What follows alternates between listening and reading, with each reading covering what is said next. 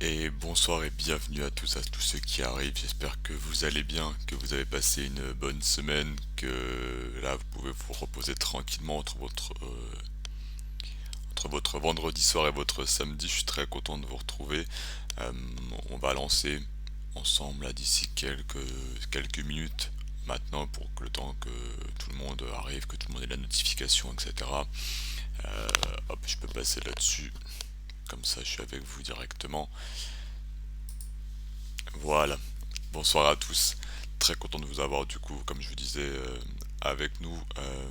Hier, on a fait un petit live, envergure petit live, un gros live envergure. On était en compagnie de Josh et de la commu We Are Thunder, donc de Thunder France, pour discuter de leur deuxième choix. C'était un live YouTube. Alors, excusez-moi, j'ai la vieille mèche de cheveux dégueulasse, voilà. On essaie d'être un minimum présentable. Voilà, petit live YouTube hier soir avec Alexandre, avec Alan, où on s'attaque à notre grosse série où on va regarder pour les 9 franchises qui ont les 9 premiers choix de la draft, les 9 premiers choix du premier tour de la prochaine QV, qu'est-ce qui pourrait être le mieux pour eux. Et puis comme d'habitude, le vendredi soir, c'est le Twitch envergure, c'est le stream, c'est l'analyse de joueurs en vidéo. Donc voilà, on se retrouve pour deux gros joueurs. Salut Chostigal, très content de t'avoir avec nous. Écoute, ça va. La petite fatigue du vendredi, mais bon, on est en week-end, on va pas se plaindre. J'ai essayé de rattraper ce midi un maximum de matchs du Combine d'hier soir, donc je suis encore dans le rush et dans ma fantasy John Butler, mais sinon ça va. Puis, euh, puis voilà, après si tu veux tout savoir, j'ai un de mes gamins qui a essayé, un gamin de ma classe, hein, parce que je suis prof pour ceux qui me découvrent, qui a essayé de m'arracher les yeux. J'ai survécu, combattant de la guerre. Donc voilà, sinon tout va bien. Salut Jean Huminski, très content de t'avoir avec nous. Et live 100% Baylor, c'est validé. Ah voilà, ce soir on est chez la famille, on est chez Baylor, chez les Bears, les champions de l'année 2021, qui sont l'une de mes deux équipes de cœur avec Michigan State Baylor est l'équipe majeure de ma conférence de la Big 12 qui envoie des gros prospects là depuis maintenant quelques années, surtout depuis 2 ans où c'est vraiment coté. Donc on va y aller au sentiment ce soir, on ne parlera pas malheureusement de Jonathan Chamois Chachua qui est ma pom-pom girl préférée, qui est ma figure de proue, mais on va parler de deux autres prospects de Baylor. Voilà, tu vois, ils me connaissent par cœur. Tiens, moi, tu es blessé, sinon on aurait eu 3 joueurs, c'est ça. Et si je pouvais, je ferais un live sur les 6 7 joueurs. On mettrait Matthew Mayer, on mettrait Adam Flagler, on mettrait tout le monde. Mais alors ce soir, on va se concentrer sur deux gros joueurs parce que le draft se rapproche et c'est deux énormes prospects qu'on n'a pas encore fait. Il y en a un qui a un peu perdu de valeur au niveau des observateurs, c'est Kendall Brown qui a été annoncé top 10 au début de l'année, qui était le gros ailier athlétique très attendu chez les Américains, qui a sa cote qui est descendue au fur et à mesure de la saison, alors qu'au contraire celle de Jérémy Soran est montée, donc l'ailier polonais-anglais qui joue pour l'équipe, qui a déjà joué pour l'équipe professionnelle de Pologne, qui lui a vu sa cote monter, et on en parle aujourd'hui comme un top 10 de draft. Donc les deux scénarios, les deux histoires se sont un peu déroulées dans le sens inverse, et on va essayer de voir ce soir qu'est-ce que les joueurs peuvent apporter dès l'année prochaine dans une équipe NBA, quel est leur potentiel au bout de 1, 2, 3, 4 ans, les différentes parties de leur jeu, et est-ce que finalement le fait de mettre Jérémy Soran aujourd'hui est bien plus pertinent, pourquoi faire, et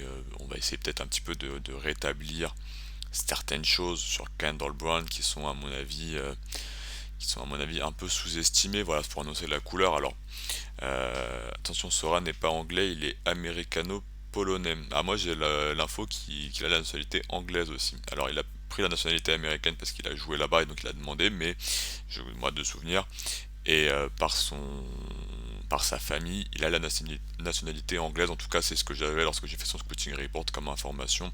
Mais je veux bien vérifier ça, ouais, avec plaisir.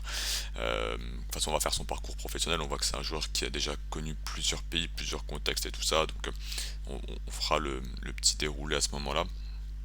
Alors, comme je vous disais, je vais essayer de faire un live objectif. On est là pour ça. Salut Loïc, très content de t'avoir avec nous. On va essayer de faire un live un maximum objectif. C'est pas parce que je suis observateur avec beaucoup de tendresse pour Baylor que je vais vous vendre des deux prospects top 3. Mais voilà, on va essayer de regarder vraiment tous les points de leur jeu et tout ce qu'en tout cas on peut attendre au niveau supérieur. Mais comme d'hab, on fait un pré-live alors. Pour, euh, pour ceux qui étaient là la semaine dernière, on s'était rendu compte ensemble que j'avais pas activé les pubs parce que je suis un bouffon. Merci Tiny Toffin de nous rejoindre, j'espère que je le dis correctement ton pseudo. Salut Sorrento, Boine ça sent le style. On va essayer de développer ça pour que si jamais à la fin de l'année prochaine il est un peu mieux coté, que vous ayez quelques billes. Donc ouais, je vous dis la semaine dernière, on s'est rendu compte parce que je suis un énorme bouffon que j'avais pas activé les pubs depuis le mois de novembre maintenant qu'on est, enfin alors qu'on était déjà affilié, euh, affilié Twitch.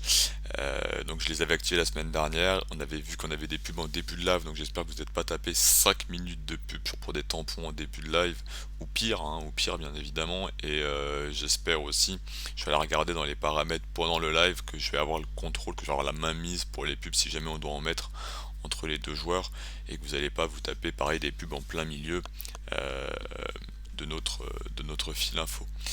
J'ai cru que t'étais à la bière. Non, non, non, non, non, pas quand je suis en live. On est 100% haut en live pour pas dire de conneries. Je me refuse même par conscience professionnelle l'apéro avant le live pour pas, pour voilà, pour être un maximum, comment dire, un maximum exa. La fatigue se chargera du reste. Andrew Neymar fait un chantier au combine 26-10. Alors, comme je disais en intro de live, j'ai pas fini tous les matchs du combine. J'ai commencé ce midi, j'ai vu le premier où dans l'équipe il y avait John Butler, il y avait Trey Smith, il y avait Sicer, il y avait Pippen Jr. qui ont fait des vrais bons matchs. Il y avait Jalen Williams que vous savez que j'aime beaucoup. Donc j'ai vu le premier, j'ai vu les petites interviews de Malachi Branham, de Johnny Davis, j'ai vu les interviews de Jaden Ivey, de Jabari Smith. Donc c'était très intéressant, mais j'attends pour vous faire un récap un peu complet d'avoir fait tous les matchs du combine. En tout cas après on peut en discuter en intro de live. Est-ce que vous, il y a un mec qui vous a surpris? Est-ce qu'il y a des mensurations, des stats qui vous ont fait kiffer, ou au contraire qui vous ont déçu? Euh, on en parlait sur Twitter, sur mon compte perso. Deron Sebron que j'aime beaucoup, que j'ai dans mon top 10 envers et contre tout. Bon, excusez-moi pour toutes les notifs, hein, c'est parce que mon téléphone explique qui est mon nouveau patron avec les changements de ministre, mais ça ne m'intéresse que très peu pour le moment. Deron Sebron qui est ouais, mon chouchou, qui est un mec que j'ai top 10 envers et contre tout, a tout détruit au combine dans les tests athlétiques, dans les tests de tir, alors que c'est son gros point faible, etc. Donc voilà. Trevion Williams, gros kiff. Trevion Williams qui a même été décrit comme big guard par Givoni de Draft Express, alors que Trevion Williams c'est un pivot donc, mais qui porte le ballon, qui peut poser la balle au sol, qui a réussi à faire un changement de direction, un changement de main avec un petit step back et tout. Il nous a régalé. Et Trevion Williams qui régale. Nous on aime beaucoup le joueur. Moi j'ai eu du mal, on va regarder le big board un petit peu après, on peut faire ça en même temps. Pas besoin de me mettre en gros plan. Alors hop, je vous mets ça à côté, hop, le big board. Vous n'hésitez pas, hein, dans le chat, vous avez toutes les commandes qui sont là, vous en avez vraiment plein. Et si les habitués veulent en utiliser pour montrer un peu aux gens, c'est d'autant mieux. J'ai vu ton message, hein, Josti, abonnez-vous si jamais vous voulez pas de pub, effectivement, vous pouvez faire ça. Dans notre big board, notre ami Trevion Williams, alors il y a beaucoup de Williams, hein.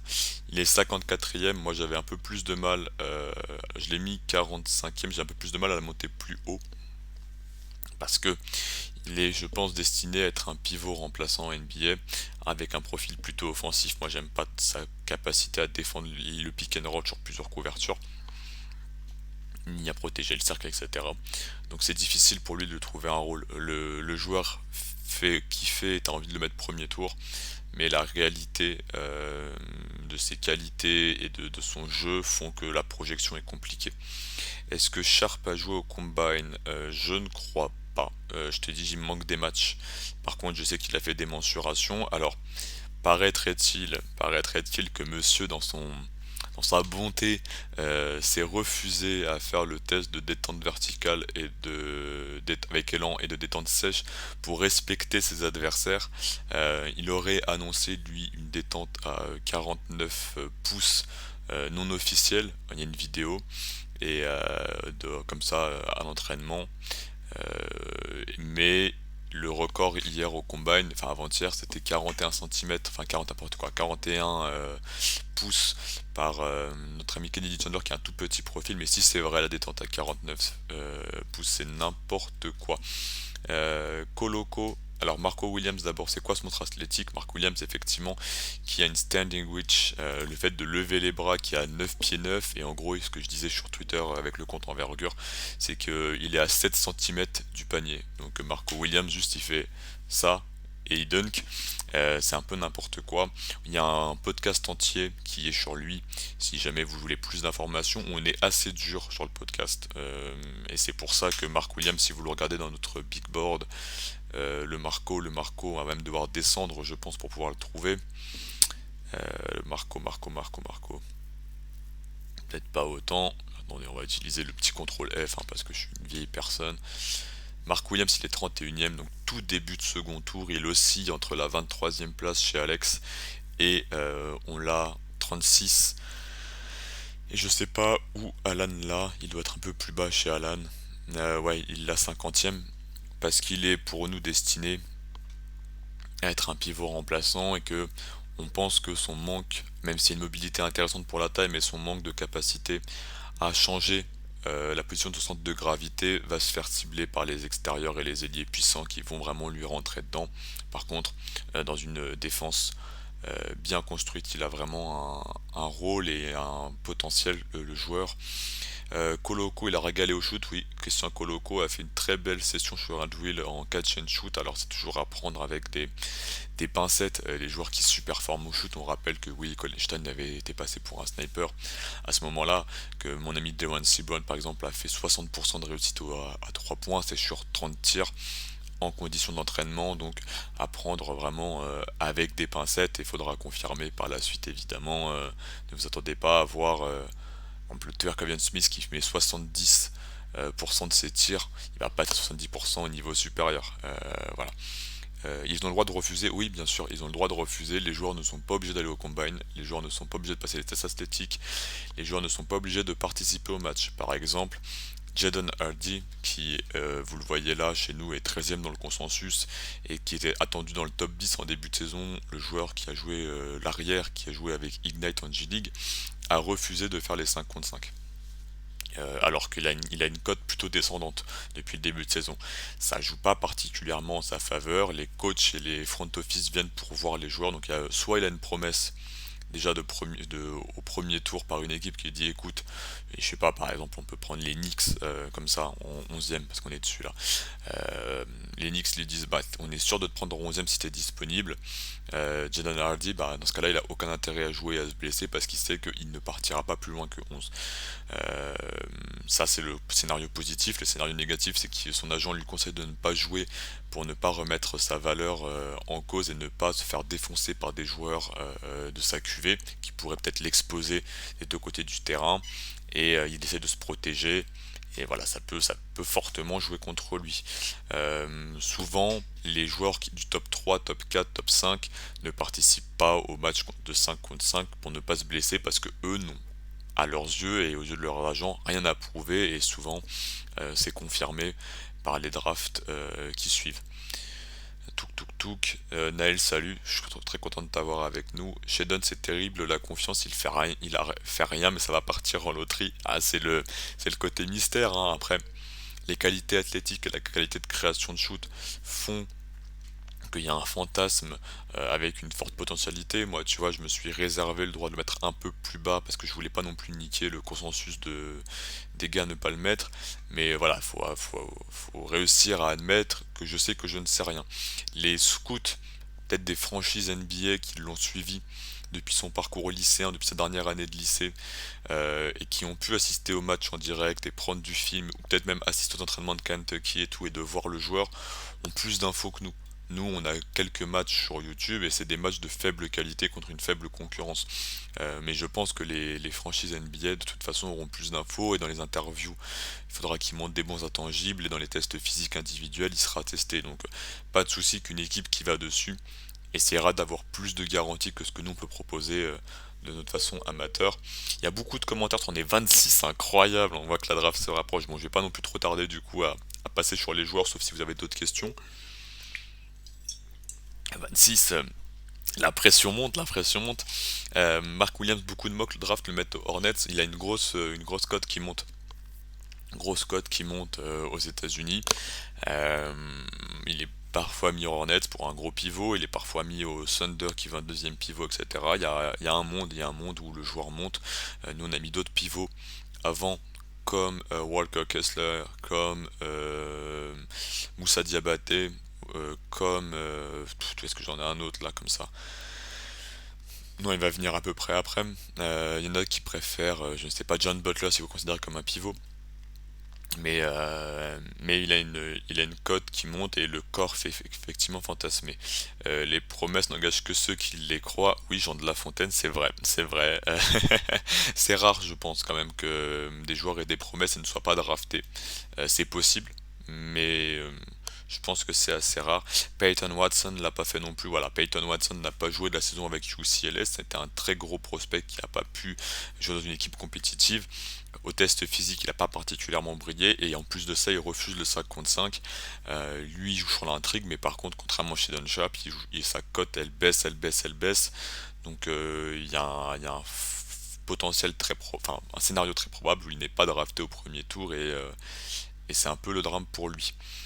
Salutations les experts des futures petites avec beaucoup de i, bah salut Vince Fostic, alors petite je ne sais pas quoi, mais experts on fait de notre mieux. Toc toc toc, j'annonce Sharp il part podium, moi aussi je pense qu'il peut partir podium. Je vois bien les comment dire les Rockets partir dessus, ouais, je les vois bien.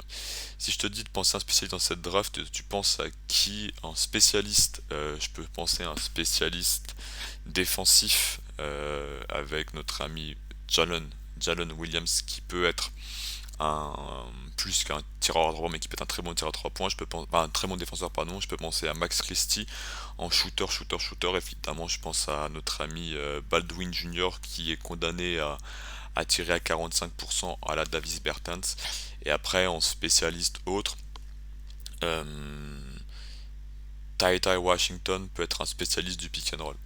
Voilà, Ty Washington peut être un excellent joueur de pick and roll et ce sera là où il sera le mieux mis en avant, donc ça peut être un rôle.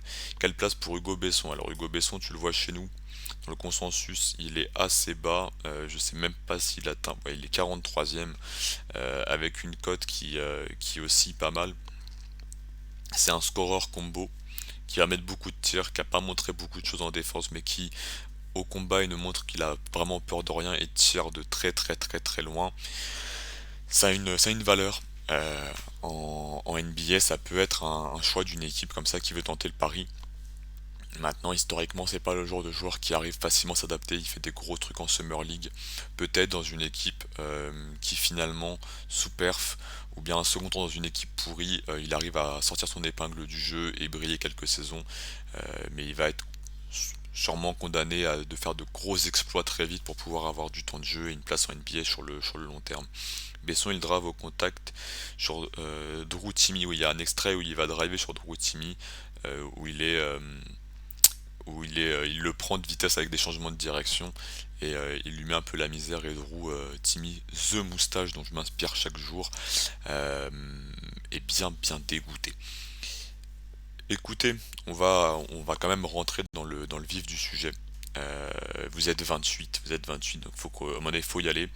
N'hésitez pas à rejoindre le Discord si jamais vous avez d'autres questions un peu plus annexes. Je vous mets le lien Discord, je vous mets la commande ici. Comme ça, moi je suis dispo. J'essaie de me rendre dispo tous les jours pour discuter avec vous. Il y a plein de gens passionnés de la draft. Donc ça peut être des gros débats et on peut prolonger comme ça là-dessus. Si je vous dis ce soir, Jérémy Soran et Kendall Brown, on l'a vu en intro de live, on a deux joueurs. On est plus nombreux que dans la classe. Ah bah oui, ouais, j'espère bien. Si un jour j'ai 81 élèves dans ma classe, je me mets une balle, hein. Ouais, ouais, on est maintenant. Je crois qu'on approche des 90, donc ça commence à devenir vraiment conséquent et c'est vraiment hyper kiffant d'avoir un Discord aussi vivant. Prochain live, tu mets un bandeau à la Droutimi, ce serait exceptionnel. Ce serait exceptionnel. Je mets tout là à l'attirail, ouais, je mets tout là à l'attirail. Écoutez, si un jour j'ai son move post bas, j'ai réussi dans ma vie. Donc oui, je vous disais, en disant début de live, Kendall Brown au début de l'année, top 10 des lycéens, très attendu, aurait dû participer à la Coupe du Monde et se fait voler sa place par Caleb First parce que le coach de Team USA, dans les assistants, il y a un coach de Purdue qui est la fac de Caleb First. Très attendu, une saison dans une équipe de Baylor qui sort d'être d'un titre champion 2021, saison 2020-2021, une équipe compétitive qui a envie de faire le back-to-back malgré le départ de Jared Butler, de Davion Mitchell, de Matt Chotig. Mais voilà, équipe qui est très compétitive et pour lui c'est un peu compliqué. Cette saison il reste titulaire même si ça ne veut pas dire grand chose à Baylor, mais il y a très peu de choses qui sont dessinées pour lui. On a un joueur qui a été cantonné dans un rôle de corner et je viens cutter parce que je suis un athlète hors norme, donc une cote qui est partie en baisse. On est plus nombreux que dans ma classe. Ah oui, 26, là, à la 26 actuellement, vous êtes autant que dans ma classe. Voilà, moi j'ai une classe de 26 élèves, donc c'est ma classe. Voilà, actuellement, je peux faire l'appel, il n'y a pas de souci, je serai pas dépaysé.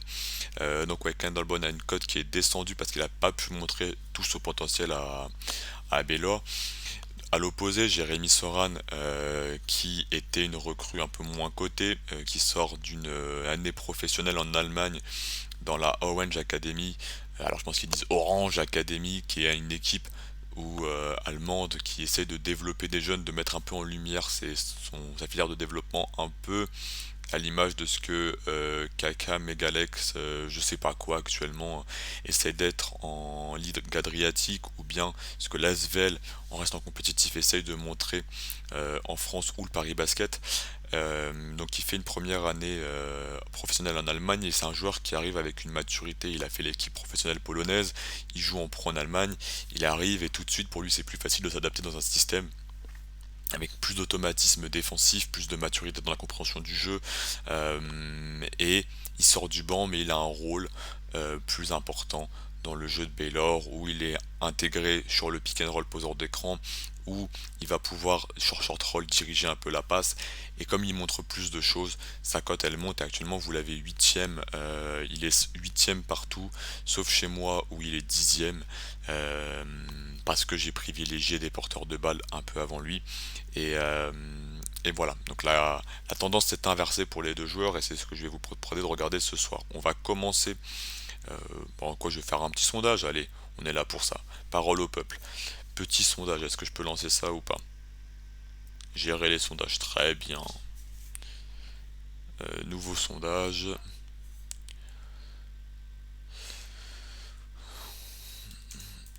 On commence par qui je dis tout à vote parce que je suis une vieille personne, à vous m'excuser, je tape à deux doigts, je lis tout ce que j'écris.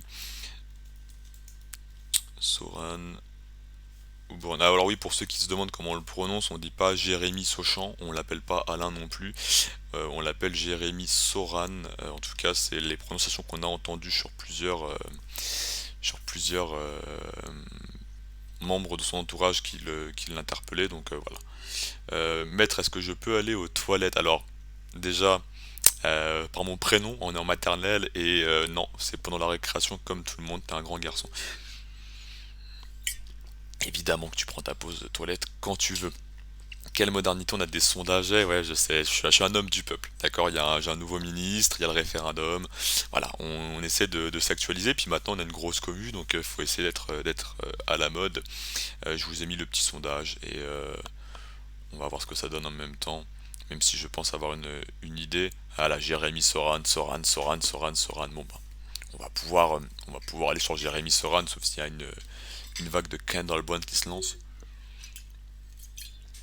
C'est normal, c'est le joueur dont on parle le plus actuellement dans les médias. C'est un joueur qui est plus coté, donc je comprends totalement. Donc Jérémy Soran, vous le voyez ici, consensus 8ème, 8ème quasi partout, je vous l'ai dit, sauf chez moi, 19 ans, donc vous êtes sur un vrai freshman, vraiment très jeune. Il est, je l'ai catégorisé quand je l'ai rentré à Baylor, poste 4 pivot, donc effectivement c'est un forward qui a pu des fois dépanner petit 5 pour Baylor et qui pourrait peut-être dans une équipe NBA qui veut faire un small ball en fin de match dépanner sur ce poste là. Il peut défendre, on va le voir, les postes 3, les postes 4, quelques postes 5, un peu plus compliqués sur les extérieurs par un manque de latéralité, même si une très bonne intelligence de jeu. En termes de taille, vous êtes sur du 2,03 m, donc c'est du 6 pieds 8 dans le système américain. Une envergure qui a été mesurée à 2,10 m, donc là 2,10 m vous êtes sur du 6 pieds 11, 100 kg, donc je vous le disais, un joueur déjà mature physiquement, vous êtes sur du 100 kg, donc vous êtes sur un poids assez haut pour un ailier NBA. En termes de corps, vous voyez que le corps est assez dessiné. En termes de musculature, on regardera les chiffres au combine s'ils sont sortis sur le joueur pour la masse graisseuse ou pas. Une première saison à Baylor où il sort du banc, il a commencé qu'un seul match, il a joué 30 matchs, il y a eu une blessure en milieu de saison qui l'a handicapé, une blessure au niveau du pied sur une mauvaise retombée qui lui a un peu détruit la cheville, mais il a pu jouer la fin de saison sans aucun problème, sans aucune limite de temps. Il joue 25 minutes sur les 40 par match, donc un temps de jeu assez conséquent. Les stats bruts, ça donne quoi? Il prend 7 tirs par match, donc pour 9,2 points. On est sur une distribution à 65% de tirs qui sont pris à 2 points avec une réussite globale à 58%, ce qui est pas mal. 2,7 3 points tentés par match, c'est un début prometteur. Il est polonais, ouais, il est polonais. Il a la double nationalité. Alors pour moi, polonaise et anglaise. Il a vécu en Allemagne, mais il n'a pas la nationalité allemande. Il a juste fait une année pro et il a passé une partie de sa vie aux États-Unis. Mais pour moi, polonais et anglais. Mais à confirmer parce que je crois que c'est Josti qui nous disait qu'il avait la nationalité américaine. Aussi, voilà, il est né aux États-Unis, mais dans les deux nationalités qu'il conserve, en tout cas qui sont mises en avant, c'est ces deux-là, anglo-polonaise, et il joue pour l'équipe professionnelle polonaise. Donc je vous disais, on est sur 2,7 tentatives par match à 3 points, ce qui est un début prometteur, ce qui n'est pas un très gros volume, mais ça nous permet déjà d'avoir un échantillon correct, ça fait une 80aine de tirs à peu près. 30% seulement à 3 points. Moi je vous parle souvent de 3&D, là pour l'instant, on voit que le tir et pas encore tout à fait là. Ça se confirme quand on regarde les lancers francs où on est à 59% seulement de réussite au lancer franc. Donc Sweetie pour l'instant on est 10. Sweep pas encore. On va falloir travailler. On va regarder à quel point on croit ou pas au tir. Après, c'est un joueur qui est assez complet. Vous voyez qu'il contribue au rebond. 6,5 rebonds avec 2 rebonds offensifs, donc une certaine agressivité. 2 passes par match pour 2 turnovers, donc vous n'êtes pas sur un joueur créatif balle en main en première intention, vous n'êtes pas sur l'initiateur de jeu de grande taille comme peuvent l'être, excusez-moi, des Tatum entre autres en NBA.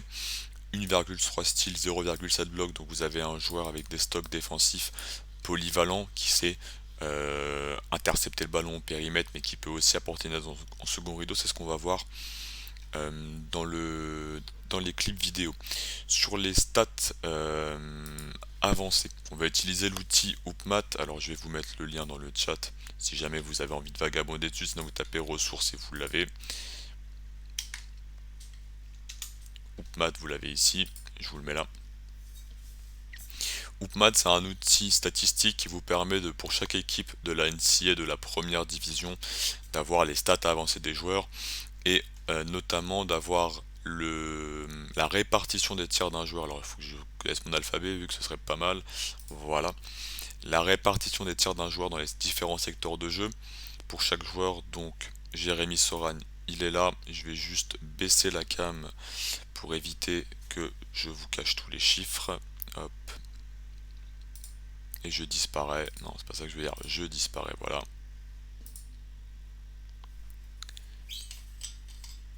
C'est pas grave, Justy, c'est pas grave. Je sais même pas si j'ai mis une commande slash envergure. Je sais pas. Non, je crois pas que j'ai mis slash envergure. Enfin, slash point d'exclamation envergure. Tu me diras ce que tu voulais essayer. Donc, Soran, qu'est-ce qu'on voit sur ses répartitions? On voit que c'est un joueur qui prend 30% de ses tirs près du panier. Il est efficace à 75% sous le cercle, donc ça montre un joueur qui a une très bonne efficacité près du cercle. Le lien vers le site. Ah, est-ce que. Ben, j'ai mis site. Voilà, tout simplement. Parce que je suis peu compliqué. Hop, ici. Ou sinon, c'est pour Upmat, c'est ressources. Hop. Voilà, comme ça. Astucieux, ouais, on essaye. Je suis littéral. Donc 75% près du panier, donc c'est un joueur qui finit très bien près du cercle. Majoritairement des finitions issues d'une passe décisive. 65%. Dans 65% des cas, c'est issu d'une passe décisive. Dans 30% des cas, ça veut pas dire qu'il va créer au périmètre et qu'il va pouvoir marquer, ça veut dire que aussi il y a des putbacks, il y a des rebonds offensifs, notamment lui qui va mettre 10% de ses paniers qui viennent d'un putback. Donc voilà, en gros les 30% que vous avez, majoritairement c'est des putbacks pour tout ce qui est non issu d'une passe décisive, et donc vous avez un joueur qui a majoritairement terminé à Baylor après une passe décisive. Vous avez ensuite une répartition 31% sur le mid-distance qui comprend les deux points longs, les shoots vraiment mid-range, un peu prohibés en NBA, mais que les Paul, les Booker, les Tatum, les DeRozan remettent à la mode avec une belle efficacité, mais aussi tout ce qui va comporter le jeu poste bas et les flotteurs longs. Il est à 42% de réussite dans ce secteur, ce qui montre une belle efficacité. On vous disait tout à l'heure, est-ce que on croit ou pas dans le tir, ça peut être un bon indicateur. Moi je dis souvent ne pas sous-estimer le mid-distance. Maintenant on va regarder si c'est du vrai mid-range ou est-ce que c'est du flotteur poste bas. Là, dans ce secteur-là, il crée majoritairement son propre tir, donc ça peut être un indicateur aussi pour voir est-ce que le joueur peut se créer de l'espace. Et enfin, 38% de tirs pris à 3 points, on l'a vu, 30% de réussite, 87% catch and shoot, donc c'est majoritairement sur de la finition fin de chaîne ou pick and pop, avec une faible efficacité. Le free throw rate, donc le rapport nombre de lancers francs tentés par nombre de tirs tentés, 42,7%, c'est déjà un beau chiffre, et c'est encore un chiffre plus intéressant quand vous voyez que c'est un joueur qui va finalement peu souvent au panier. Donc vous avez un prospect d'ailier qui, lorsqu'il va au cercle, en fait, quasiment systématiquement, il arrive à faire tomber une faute. Ça peut être un axe de développement pour lui en NBA. Une franchise peut très bien se dire, ok, je vais peut-être pas te demander de créer du mi-distance en pull-up, c'est peut-être pas ça que tu vas devoir faire. Je vais peut-être pas te demander de créer ton propre écart à 3 points. Par contre, tu vas venir me travailler beaucoup plus ta finition près du panier dans le cut ou sur pick and roll en poseur d'écran et en rollman, parce que je vois que tu es très doué pour finir près du cercle. Par contre, dans ce cas-là, il faudra travailler ses lancers francs parce que 59% de réussite au lancer franc, c'est vraiment trop faible. Ça, c'est pour les stats avancées. Pour vous montrer maintenant une petite image, un petit schéma, une shot chart, j'utilise CBB Analytics qui, encore une fois, vous permet d'avoir la répartition des tirs de chaque joueur de NCAA et de leur montrer leur efficacité de façon graphique par rapport à la moyenne NCAA. Plus c'est rouge foncé, plus le joueur est efficace par rapport à la moyenne NCAA. Plus c'est bleu foncé, moins le joueur est efficace par rapport à la moyenne NCAA. Jérémy Soran, vous avez quelque chose d'assez binaire, soit c'est très efficace, soit c'est pas efficace. Qu'est-ce qu'on voit?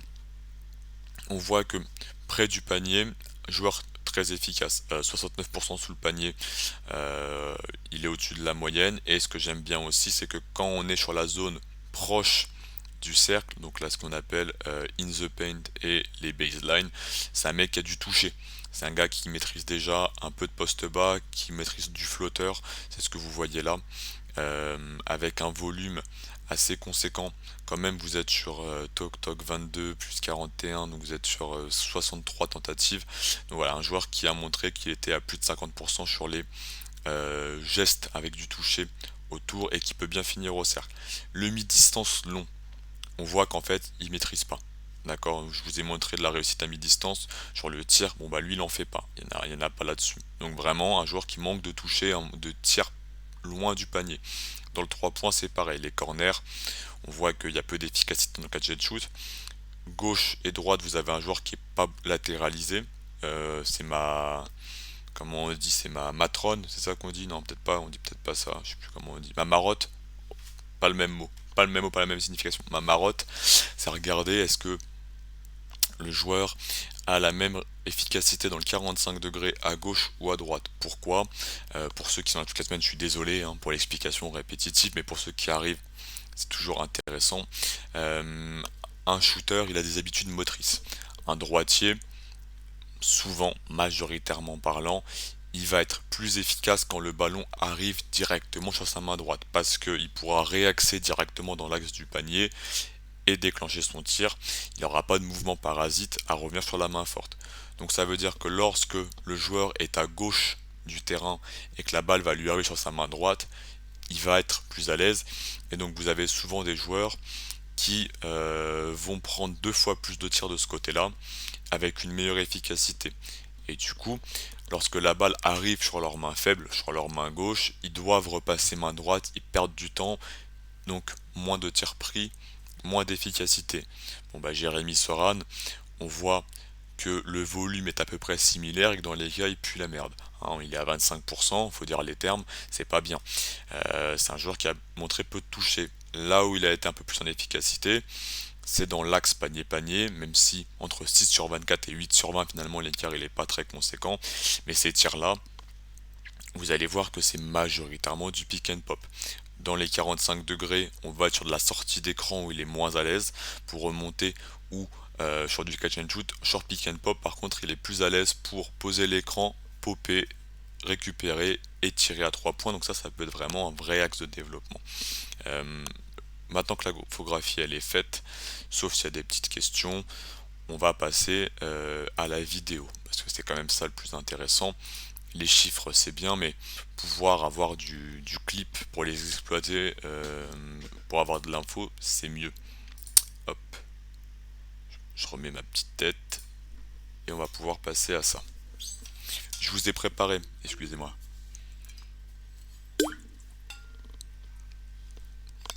Je vous ai préparé 3 playlists pour Jérémy Soran, une playlist défensive, une playlist sur tout ce qui est le drive, en gros sa capacité à soit poser la balle au sol et jaillir au cercle, soit à être utilisé dans le cut ou la pose d'écran, et enfin une playlist sur le tir. Par ordre de priorité sur le joueur, si vous draftez Jérémy Soran aujourd'hui, pourquoi est-ce qu'on le draft si haut? C'est majoritairement pour son jeu défensif, pour sa maturité défensive. Les équipes qui sont intéressées, on pense aux Knicks qui ont montré déjà de l'intérêt pour le joueur dans ce qu'on connaît, des petites interviews, des petits insides. On pense aux Pelicans qui vont vouloir de la stabilité. On pense aux Blazers qui peuvent vouloir chercher enfin un bon ailier défensif. Aux Kings qui pourraient peut-être reach un petit peu. Toutes ces équipes-là, elles veulent un joueur qui va pouvoir être un socle défensif sur les ailes, poste où vous avez globalement les meilleurs joueurs de la ligue, les Kevin Durant, les LeBron James, les Giannis Antetokounmpo et autres mutants, donc ils voudront leur arme défensive contre ces mecs-là avec plus si affinité. Commençons par ça pour Jérémy Soran. Alors par contre, oui, il faut que je mette le ici et ici. Voilà. Les Pélicans, ils auront Herb Jones, X, Soran, il y aura 0 point des deux côtés du terrain. C'est au basket, c'est celui qui met le moins de points qui perd. Ça peut être une mentalité. Ça peut être une mentalité très Pistons. Et donc pourquoi pas les nouveaux Pélicans. Et même si les deux joueurs en plus ont des qualités en attaque assez similaires dans la passe et dans la compréhension du jeu. Donc ça pourrait être sympa. C'est pas rédhibitoire de ne pas avoir de tir à 3 points. Alors si, dans une certaine mesure, effectivement une NBA moderne, t'es obligé d'avoir... Pardon, alors moi les clips se sont lancés comme ça, on va remettre depuis le début. T'es obligé d'avoir un seul non-tireur sur le terrain. et tu vas très vite espérer que ce soit Jérémy Soran. Et tu vas très vite espérer surtout qu'il ait un tir. On a vu sur les années précédentes que des joueurs étaient draftés au départ sans tir et ensuite on a essayé de développer le tir par la suite. Je pense à Isaac Okoro. Jimmy Butler était drafté alors plus bas, mais avec un tir au départ qui n'était pas trop présent. Giannis Antetokounmpo qui est drafté, il y a un tir qui n'est pas trop présent. Donc voilà, il y a toujours des exceptions. Le but c'est quand même de travailler ça, et donc on va essayer de le faire travailler ça le plus vite possible. Et on va voir s'il peut contribuer à côté en attaque ou non. Défensivement, qu'est-ce qu'on va regarder chez Jérémy Soran? On va regarder, comme je vous disais, sa maturité défensive, à quel point le joueur a fait des rotations vraiment impressionnantes pour son âge, dans une équipe qui était déjà, qui était déjà très compétitive et qui avait comment dire, des standards très élevés pour de la NCAA. Vraiment défendre à Baylor, c'est une mission collective et c'est vraiment difficile, avec toujours l'aide, de l'aide, de l'aide, de l'aide. Donc c'est pas n'importe qui peut réussir à s'intégrer aussi vite. D'ailleurs, la plupart des joueurs de Baylor habituellement font 2-3 ans avant d'être des joueurs majeurs de la rotation. Lui, il a réussi à être l'un des tout meilleurs défenseurs, pour moi le deuxième meilleur défenseur de l'équipe, en sortant du banc dès sa première année. Donc vous allez voir des rotations vraiment bien senties, couper des lignes de passe sans non plus créer une surcharge. Vous allez voir un joueur qui est capable déjà d'encaisser du contact sur des ailiers puissants et développés, capable d'encaisser du contact sur des pivots, donc on le projette là-dessus en NBA comme vraiment un stopper défensif d'ailier, très à l'aise pour donner une direction. Il va vous orienter d'un seul côté et il va vous accompagner jusqu'au cercle, sans vous laisser prendre le dessus physiquement. C'est un joueur qui peut sortir sur un tireur sans non plus sauter dans une feinte et derrière venir accompagner un drive, pour ne pas laisser un close-out exploser et créer une surcharge. C'est un mec que vous allez voir très beau dans le second rideau. Comme je vous disais, il y a de l'aide côté faible, mais il y a de l'aide vraiment pour venir proposer un second rideau et un bloc, comme vous le voyez ici, sans non plus donner un axe aux joueurs sous le cercle adverse. En faiblesse, parce qu'il faut quand même bien des faiblesses défensives, vous avez un prospect qui, malgré tout le bien qu'on en dit, a des limites dans la latéralité. Il y a quand même 100 kg à déplacer. Il a été battu sur des premiers pas rapides sur des arrières. On pense qu'en NBA, il pourra pas switcher à 100% sur des extérieurs. On sera plus sur du aide et reprendre, venir mettre de la pression sur de la trappe, ou bien donner une direction, mais il pourra pas switcher sur les meilleurs arrières, et en même temps, peu de monde le peut. Voilà, c'est pour le bilan un peu global. En année 1, en NBA, il peut arriver dans une équipe et tout de suite s'intégrer et améliorer la défense d'une façon individuelle et collective. Le travail qu'il va avoir, c'est de stabiliser son corps et de devenir l'un des meilleurs défenseurs sur son poste à terme. Mais voilà, il peut très très vite jouer dans son côté du terrain, dans n'importe quelle équipe. Après le switch, il y a la personne en vrai à part Adebayo, c'est ça, c'est un fantasme qu'on essaye de vendre, le switch de 1 jusqu'à 5. Le but c'est de ne pas être un boulet globalement, de pouvoir tenir un switch sans être un mismatch permanent qui peut être répété 43 fois, et ça il saura très bien faire. De la même manière, j'en ai peu parlé, parce que bon, c'est difficile de faire un point entier d'un joueur comme ça, mais lisez le scouting report pour avoir vraiment les détails ligne par ligne de façon claire et concise et tout. Il y a une belle agressivité sur le ballon, il y a un bon hustle play, il y a un ballon par terre, il se jette dessus. Voilà, il y a un ballon qui va sortir en tribune, il se jette dessus. Il va sécuriser le rebond. Si c'est pas lui qui prend le rebond mais que c'est un coéquipier, ça lui va aussi. Il se jette en transition. En termes d'athlète, vous avez un joueur puissant, vous n'avez pas un athlète vertical plus. C'est pas un mec comme Kendall Brown qui va monter par-dessus le panier. Vous n'avez pas un joueur qui a une vitesse latérale et exceptionnelle, on l'a dit. Vous avez un joueur qui a une mobilité axe panier-panier correcte. C'est pas un mutant athlétique.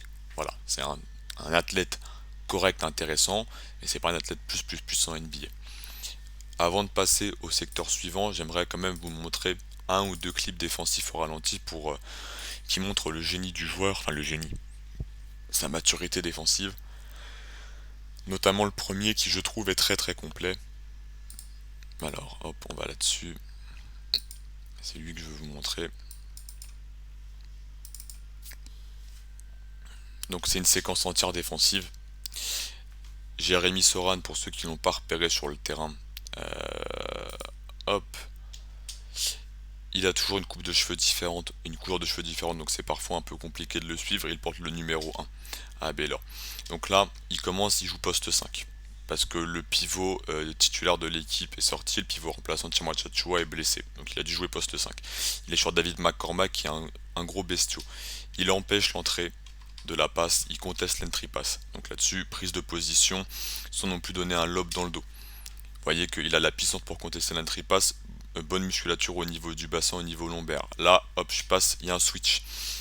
Qu'est-ce que je sais? Je sais que le porteur de balle Darwan Harris n'est pas un tireur à 3 points en pull-up.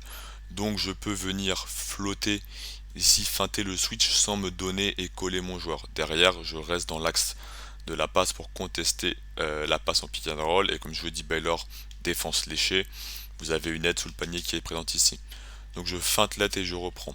Là, je vais encore contester l'entry pass. Vous voyez que je suis battu sur la prise de position. Je me démène, je me bats et je repasse devant. Et je vais venir compenser ici le mismatch causé par Jalen Wilson sur Adam Flagler qui est plus petit. Donc je viens proposer une solution immédiatement de contestation de drive sous le panier vertical. Et vous voyez que j'encaisse le contact sans faire faute. Là, renversement à l'opposé. Je me prépare au box-out au cas où. Je vois qu'il y a un renversement ici par Christian Brown et que mon coéquipier Kendall Brown n'a pas fait la bonne rotation, je viens ici me proposer pour une récupération côté faible. Vous avez une défense complète sur un joueur bouffon, j'ai cliqué sur la mauvaise pause. Vous avez une défense complète sur un joueur de 19 ans qui n'a pas eu besoin de signal de ses coéquipiers ou du coach pour savoir où se placer. C'est vraiment tout ce que Jalen Brown peut proposer, n'importe quoi, tout ce que Jérémy Soran peut proposer de mieux défensivement en NBA. Et voilà, quand je vous disais latéralement, il peut être battu par les changements de direction. Et si vous avez un exemple, parce que je ne veux pas non plus donner une image du défenseur parfait, il va être battu sur ces changements rapides de direction. Là où il va exceller aussi, comme je vous le disais, c'est sur le contre en second rideau, très très bien placé. On va passer à la playlist suivante. On va aller sur le drive. Qu'est-ce que le joueur peut nous proposer offensivement, balle en main ou sur pick and roll, poseur d'écran. Alors ça pas le clip là que je voulais, on va relancer l'autre playlist, c'est pas grave. Peut-être que j'ai un extra défensif qui est pas bon. Ok, voilà.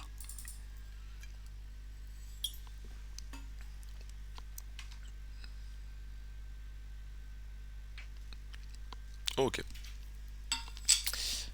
Qu'est-ce qu'on va regarder chez Jérémy Soran? Vous allez voir que c'est un joueur qui est très bon pour se rendre disponible dans le cut. On a vu que c'était pas un athlète vertical, plus pour terminer au panier. C'est pas un joueur qui va monter sur tout le monde, mais c'est un joueur intelligent qui sait se rendre disponible dans le cut. Ligne de fond, je vois qu'il y a un trou, je vais cutter, je vais finir. En tant que poseur d'écran, on voit qu'il y a déjà du professionnalisme chez le joueur. Il pose des écrans, des trois types d'écrans, écran marqué. Il arrive à poser un écran qui crée un décalage, qui crée un écart avec des épaules bien placées pour pouvoir ensuite avoir un extérieur porteur de balle qui a de l'espace, capable de faire un slip roll, donc de feinter une prise, enfin une prise d'écran, en tout cas une pause d'écran et de rouler au panier pour terminer. Et vous avez un joueur aussi qui est à l'aise sur pick and pop. Derrière, lorsque je vais au cercle, on a vu que c'est un joueur qui finit très bien, capable de finir main droite, capable de finir main gauche, donc il y a déjà une polyvalence de finition au panier, un joueur agressif qui sait faire tomber les fautes, qui a montré qu'il avait une belle patience, donc s'il y a une rotation qui vient se faire, soit je fais la bonne passe en renversement, soit je vais feinter le lay-up, je laisse la défense sauter et je monte dans un second temps avec la feinte et je maîtrise déjà quelques moves comme un up and under pour pouvoir me débarrasser de la défense. Donc vraiment une arme efficace sur short roll. Lorsque je suis Au périmètre, c'est plus compliqué. On n'achète pas particulièrement le dribble de Jérémy Soran. Il a un dribble assez haut, il a un dribble qui ne lui permet pas de changer de vitesse. Il peut pas accélérer, décélérer dans son drive, à part cette capacité à s'arrêter et remonter, donc c'est là-dessus qu'il va compenser. Il a peu d'aisance pour passer main droite, main gauche, main droite, main gauche et revenir comme ça. C'est pas quelque chose qu'il a en magasin. Et c'est pas un mec non plus qui arrive à varier la longueur de ses dribbles, donc petit espace, grand espace. On va pas lui demander, je pense, au niveau supérieur de. Alors j'ai remis cette séquence, je sais pas pourquoi. On va pas demander au niveau supérieur de créer depuis le périmètre, ce serait. Ah d'accord, il m'enchaîne les playlists, c'est pas grave. On va pas demander au niveau supérieur de créer depuis le périmètre, c'est pas sa mission. Par contre, le tir à 3 points en pick and pop est assez respecté, vous l'avez vu, 40% dans l'axe, ce qui lui a permis, on va lancer celle-là, ce qui lui a permis de venir profiter de défenseurs qui vont parfois jaillir sur le close-out et attaquer le panier soit main gauche, soit main droite et terminer avec efficacité près du cercle. Donc là-dessus déjà une belle maturité de jeu aussi, comme ici, où il explose au cercle pour finir main gauche ou main droite. Voilà. Donc en rôle NBA, pour moi, poseur d'écran. Il va falloir développer un tir à 3 points pour être mieux sur pick and pop. Il pourra être très efficace sur le short roll. Il pourra poser quelques dribbles, finir au panier, faire les bons choix, faire un renversement de passe. Mais ce n'est pas un créateur balle en main. Et c'est pour ça que j'ai du mal à le monter plus haut que la 8e, 10e position qui va être dans le début de mon tier 3. Donc des bon titulaire role player mais pas une future star en développement. Voilà, il compense avec ce genre de geste là et dès qu'il est face à un défenseur qui tient le défi physique face à lui, il est plus en difficulté. Ça c'est pour le constat sur le drive de Jérémy Soran. Je vous relaisse un petit peu encore les clips ici. Donc vous voyez dans le rôle de rim run petit pivot, il peut peut-être justement utiliser son avantage de vitesse pour pouvoir mettre de la pression en transition et ça il est très à l'aise là-dessus. Et je vous avais dit le petit stop et capacité derrière de remonter le ballon.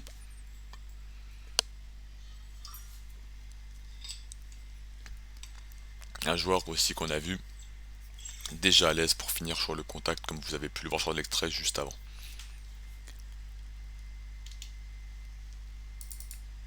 On va aller sur la dernière séquence, sur la dernière playlist, le tir à 3 points. Alors, on vous parle, je vous disais, de 3D.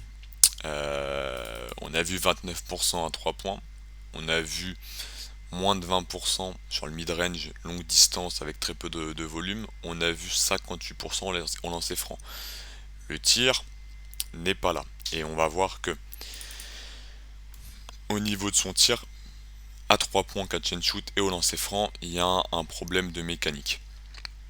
Ce qui maîtrise bien par contre le joueur, comme vous l'avez ici, c'est plus des moves post-bas qu'il a travaillé sur des fadeaway, sur des jumpers comme ça, où il est plus à l'aise. Et c'est un tireur qui a plus de mal au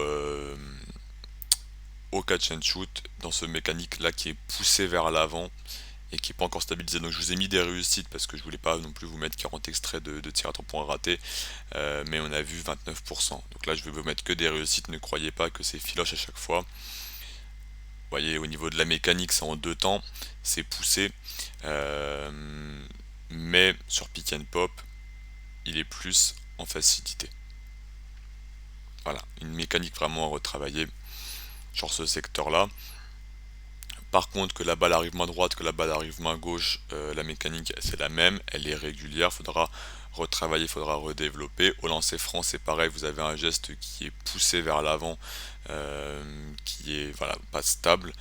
Ce que j'aime bien par contre c'est qu'il a confiance en son tir, il n'hésite pas à le prendre, il avait là-dessus carte blanche pour pouvoir déclencher, donc voilà les lancers francs, pousser en avant, pour pouvoir déclencher. Là où Kendall Brown, on va le voir après, a eu beaucoup d'hésitation, a refusé beaucoup de tirs et ça explique aussi le plus petit volume. Ce que j'aime bien aussi quand on travaille sur un tireur, c'est de regarder le positionnement du joueur. Je vous ai dit depuis le début, joueur intelligent, joueur mature, ça veut dire que vous avez un joueur qui comprend très bien lorsqu'il est dans le corner et qui a un drive dans l'axe qu'il va falloir remonter vers le 45 degrés pour pouvoir se replacer. Et là, cet extrait-là, je vous le remets parce qu'il est assez flagrant. Sur le pull-up à 3 points, comme quoi c'est pas du tout une arme dans laquelle on croit. Alors l'extrait va se lancer, voilà. Vous l'avez ici. Alors on est sur une fin de possession. Vous voyez qu'il n'y a plus beaucoup de temps sur l'horloge. J'ai un écran. Voilà, le pull-up à 3 points, totalement en déséquilibre, poussé en avant. Ça fait grosse bricasse. Donc c'est pour ça que le tir porteur de balle off the dribble, on n'y croit pas du tout. Mais en même temps, ce sera pas son rôle en NBA. Donc pas grave du tout. Le constat, comme je vous l'ai dit, j'arrive en NBA, je travaille sur mon tir. Vraiment, c'est l'axe que je développe le plus. Un tir, c'est pas non plus impossible à travailler. Je conserve ses moves post bas et j'essaie de voilà, d'écarter la distance pour ne pas être un boulet sur lequel on fait l'impasse pardon, comme un Robertson côté OKC ou comme un Lou Dort en première année si on veut rester dans la vague OKC ou à Matisse Thybulle par exemple du côté de Philadelphia pour tirer un peu sur tout le monde.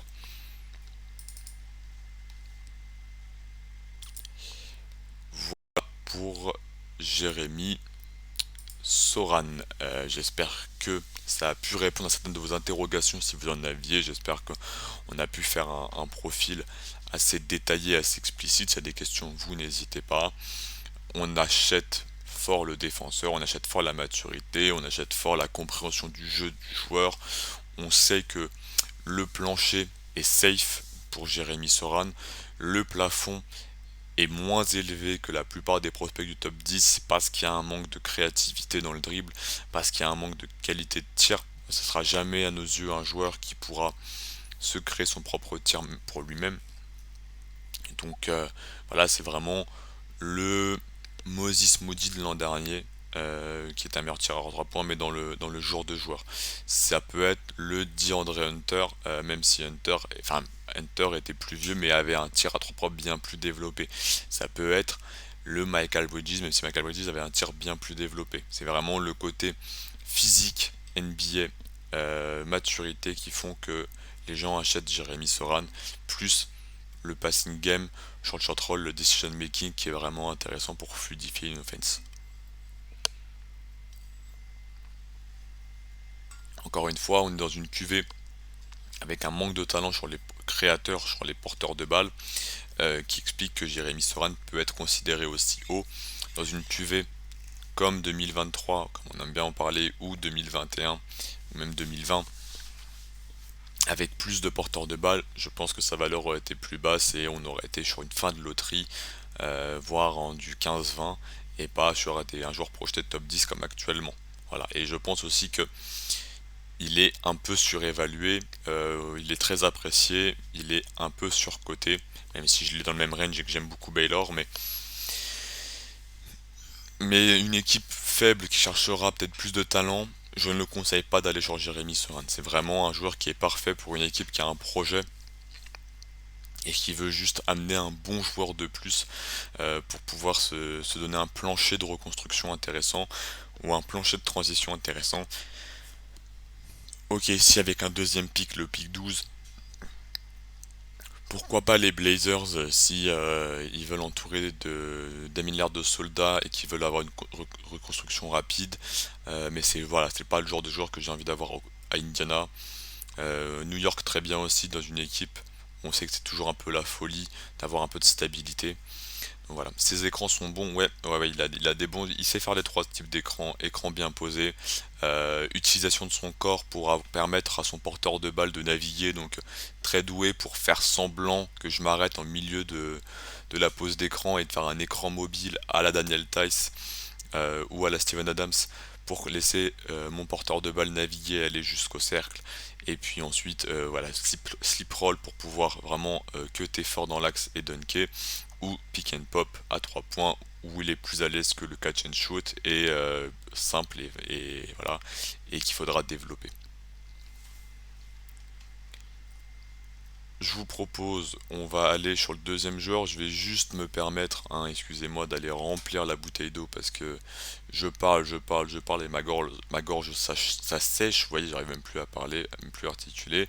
Si c'est possible, est-ce que je peux faire ça ou pas? Est-ce que je peux faire ça ou pas? Non, je peux toujours pas lancer la pub maintenant, ça veut dire qu'il y en a pas mal d'entre vous qui ont juste mangé une pub, j'ai l'impression, en plein milieu des explications, alors que j'avais demandé à Twitch de ne pas faire ça, donc je suis désolé si ça arrivait en plein milieu de la vidéo. Bon bah tant pis, je vais aller prendre vite fait ma petite pause remplissage de bouteille et j'arrive dans 5-30 secondes et si vous avez des questions pour Kendall Brown ou autre, vous n'hésitez pas à vous les poser là et je vous reprends juste après. À tout de suite, à tout de suite. Si des gens arrivent, vous leur expliquez que je suis parti, je sais pas, apprendre à jongler. Voilà, très bien. À tout de suite.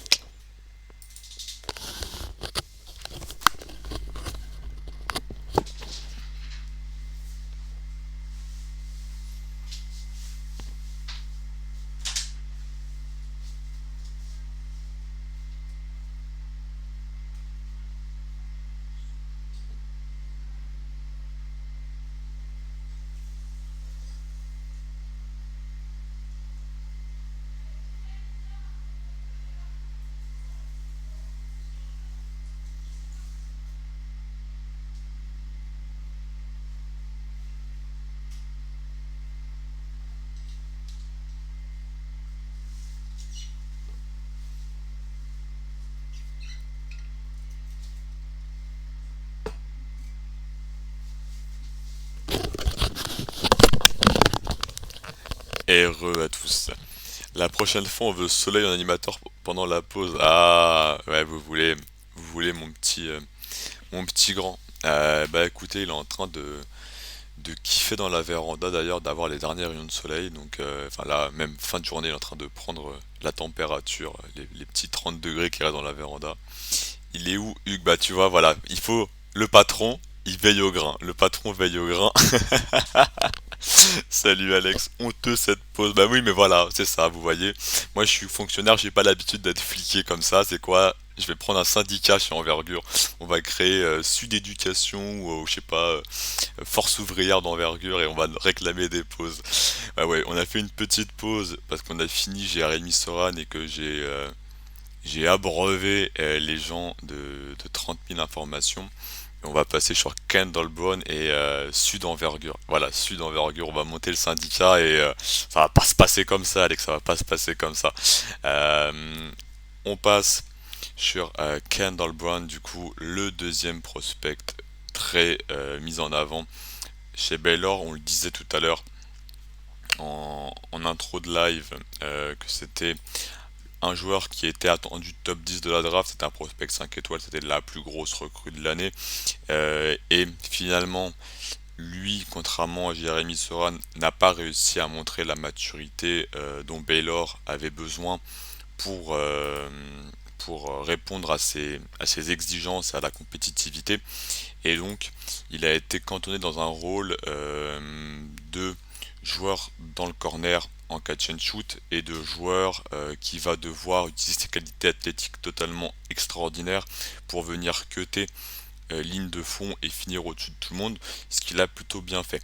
On a quand même un sentiment assez frustrant à la fin de l'année où on se dit qu'on n'a pas vu l'étendue du talent de Kendall Brown et je pense que une équipe qui va tomber amoureuse du profil athlétique va peut-être essayer de dénicher un peu plus que ça chez le joueur et qui va peut-être nous surprendre. En tout cas, moi j'y crois assez fort. Vous voyez que je l'ai gardé dans mon top 10, je l'ai même mis 6ème de la QV devant Shedon Sharp parce que Shedon Sharp, je considère que je ne connais pas assez pour vraiment pouvoir l'évaluer, donc je le mets à la fin de mon tier 2. Kendall Brown, moi je l'ai 6ème. Au consensus, vous voyez qu'il est mis 16ème. Au plus bas, au plus bas, au plus bas, où est-ce qu'il tombe? Au plus bas, il tombe 23ème ou Manu là encore plus bas que ça. Manu, il est pas fan des mecs qui sont que des athlètes hein, de toute façon. Il l'a où Manu? Il l'a où? Il l'a où? Il l'a où? il l'a 45e. Bon bah voilà, là vous avez vraiment les deux gros écarts entre Manu qui n'y croit pas du tout comme un prospect majeur et moi qui suis tombé amoureux. Quand on regarde le joueur, qu'est-ce que nous dit son corps rapidement? Vous avez un mec qui est pointé à 2,05 m, donc vous êtes sur du 6 pieds 9 dans le système américain, une envergure mesurée à 213, donc vous êtes sur du 7 pieds, 91 kilos, donc un joueur qui est un peu moins développé physiquement, enfin en tout cas un peu moins massif que Jérémy Soran. Il est noté poste 3, poste 4, effectivement il devrait jouer forwards des deux côtés du terrain en NBA. Est-ce qu'on peut peut-être avoir encore une fois un joueur utilisé petit pivot? Il faudra prendre un peu plus de masse. En termes de corps, vous voyez qu'il est assez galbé, c'est un mec qui est athlétique.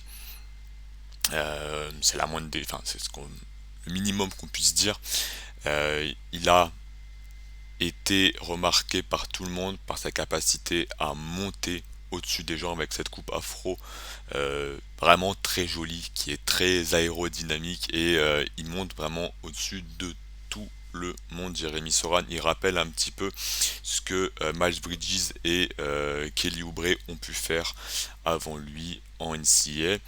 En termes de stats brutes, vous voyez qu'il a joué tous les matchs de Baylor, il les a tous startés parce que Baylor essaye quand même, malgré des objectifs compétitifs, de montrer qu'elle peut être elle aussi une petite usine à prospect de qualité.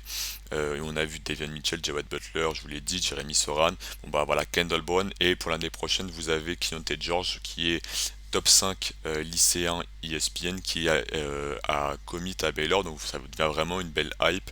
Le tout emmené par coach Drew, qui est vraiment un coach, je pense, qui est tactiquement l'un des meilleurs coachs NCAA et humainement, en tout cas dans ce qu'on voit et dans ce qu'on lit, une perle rare dans le développement des jeunes. Donc voilà, Kendall Brown, ça explique aussi son commit à Baylor cette saison.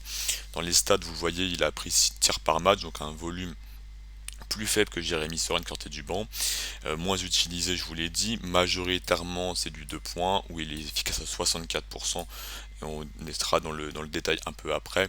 À 3 points, un tout petit volume, 1,2 tirs par match, qui représente en gros 42 tirs sur la saison, ce qui est vraiment un volume très très faible.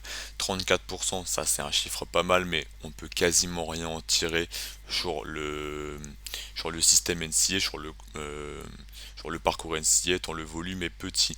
Au lancer franc, c'est pareil, très peu de tentatives au lancer franc, 2,2, 69% de réussite, ce qui est correct, sans être non plus exceptionnel, hein, et sans être non plus dramatique. Voilà, on est sur un entre-deux à développer. C'est un joueur qui a pu montrer qu'il pouvait contribuer défensivement au rebond, pas de souci là-dessus, 5 rebonds par match dont 3,1 défensifs, une steal, 0,4 bloc, donc un peu moins de rôle de second rideau que Jérémy Soran, 1,9 passe, 1,7 turnover, donc vous n'avez pas du tout un rôle de créateur, c'est pas ce qu'il était demandé, et c'est un joueur qui fait 2 fautes par match, donc qui arrive à rester sur le terrain euh, de Baylor. Quand on regarde les stats avancées, l'avantage c'est que je peux utiliser la même page, même si mon navigateur va mettre 10 plombes à afficher, je ferme la porte, excusez-moi. Le joueur, vous le voyez, c'était la quatrième option offensive de son équipe. Alors effectivement, là j'ai un peu plus de tirs notés que Jérémy Soran, donc j'ai un peu de différence avec l'outil de CBB, mais c'est pas très très grave. Donc 227 tirs tentés. Dans la répartition, vous avez un joueur qui prend la majorité de ses tirs près du cercle. Sous le panier, il est à 78% de réussite, ce qui est vraiment très très bon. Vous avez un finisseur vraiment supérieur au niveau NCA. Un tir qui est majoritairement issu d'une passe décisive 60%, mais on voit que il a réussi dans 40% des cas à se créer son accès au niveau du panier. On va regarder vite fait pour les putbacks. C'est 5% de ses tentatives, donc c'est pas non plus un joueur qui a mis énormément de putbacks. Donc contrairement à Jérémy Soran, c'est un mec, lorsque vous avez un panier qui est non issu d'une passe décisive, c'est que vraiment il a réussi à se créer l'accès au cercle, soit depuis la ligne de fond, soit depuis comment dire, depuis l'axe. Il y a un petit peu de mi-distance, un peu de mi-distance éloignée, 33% de réussite, ce qui est assez moyen, et on voit que c'est des tirs qui sont majoritairement pris en pull-up, donc on regardera ça plus sur la shot chart. Et enfin à 3 points, on l'avait vu, 18%, un tout petit volume, avec une efficacité intéressante, mais le volume est trop faible, quasiment qu'en catch and shoot. On n'est pas sur un joueur qui va pouvoir se créer son propre tir, c'est pas ce qui lui a été demandé en tout cas du côté de Baylor, et on va voir qu'il n'a pas les capacités à mes yeux pour pouvoir le faire au niveau supérieur. C'est pas ça que je vais acheter, c'est pas ça que je vais lui demander. Et le free throw rate, il est moins intéressant que celui de Jeremy Soran. Il est à 32%, ce qui est quand même assez correct, sachant que lui va plus souvent en cercle, et il finit à 69% lancé franc, ce qui, je vous l'ai dit, est moyen à développer. La shot chart, avant de passer dans le film, alors on voit que lui, je vous disais que Jeremy Soran était assez binaire, lui ça l'est encore plus. Sous le panier, on est à 81% de réussite, ce qui est vraiment très très intéressant. Vraiment sous le cercle, 80% de réussite, 88 marqué sur 108 tentatives. Vous avez un joueur dans la zone de flotteur qui a 39%, ce qui est moyen, ce qui est un peu plus bas que la moyenne et qui a développé. C'est pas un joueur qui a un vrai flotteur, un vrai runner à développer. Sur la baseline, très peu de tentatives. Sur le vrai mi-distance, vous voyez que c'est pareil, on est 67% ici, mais le volume est très faible, donc c'est pas non plus un joueur qui a eu le droit et qui a pris ces tirs-là. Par contre, quand on regarde sur le 3 points, je vous disais tout à l'heure, ma marotte, le shooter latéralisé, bah voilà, là on l'a. Vous avez un droitier, c'est ce que je vous disais, un droitier, il va prendre, alors encore une fois, des petits volumes, hein. On va travailler sur des petits volumes, mais un droitier, il va être plus à l'aise lorsque la balle lui arrive sur sa main forte, donc lorsqu'il est positionné à gauche. C'est ce que vous voyez là, 7 tirs pris à 45 degrés à gauche, balle arrive main droite, et j'en ai mis 5 sur 7. Lorsque la balle elle arrive sur ma main faible, donc quand je suis à droite et que la balle arrive sur ma main gauche et que je dois réaxer, il n'y a vraiment aucune habitude motrice, aucune aisance, et on est sur un tir marqué sur 11. Quand on regarde sur les corners, du coup, c'est un peu plus intéressant. Il en a pris 20 dans les corners, il est à 7 sur 20, d'être un peu en gros au-dessus des 33% sur les corners. Et c'est ça qui va un peu plus aussi m'intéresser pour le niveau supérieur. On va aller dans le clip. Kendall Brown, on n'achète pas d'abord la défense, on n'achète pas d'abord le tir, on achète d'abord l'athlète. C'est un athlète hors norme et la NBA est une ligue d'athlètes. On va aller voir ce que le joueur peut proposer, soit dans du cut, et je vous ai mis la compilation 2021-2022 des posters de Kendall Brown, soit sur du alley-oop ou du cut, et puis aussi ce qu'il peut faire depuis le périmètre sur pour pouvoir se créer son accès au cercle et finir au panier, ces fameux 40% que je vous ai montré non issus d'une passe décisive. Alors comme d'hab, il faut que le temps que le PC arrive à lancer ça.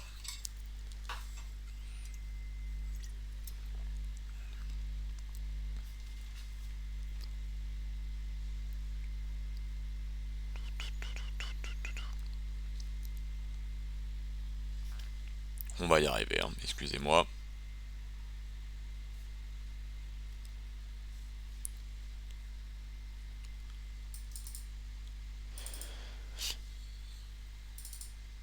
Allez, petit PC, petit PC. Bon, je vous ai dit athlète, c'est ce qui va ressortir le plus. C'est un joueur qui est très très à l'aise pour pouvoir cutter, monter et monter par-dessus tout le monde et finir fort. C'est une menace verticale plus. C'est un joueur qui sera sûrement attendu pour le concours de dunk l'année prochaine ou dans les années qui suivent. C'est un mec qui reconnaît bien les cuts lignes de fond, qui sait très bien jaillir lorsqu'il y a une aide côté enfin à l'opposé, et du coup profiter des petits espaces pour se rendre dispo et finir. Il peut finir au-dessus, il est capable de terminer un ballon au-dessus si jamais la passe elle n'est pas parfaite, donc il a un vrai hang time, c'est ça qui est une de ses plus grosses forces. Il monte haut mais il reste en l'air bien plus longtemps que tout le monde, capacité de réajuster le geste et de terminer. Vous le voyez ici, belle fluidité pour sortir des écrans dans un démarquage et venir terminer en poster, encore une fois. Donc il peut très bien dans des systèmes là-dessus, ce que Miami fait excellemment bien en NBA.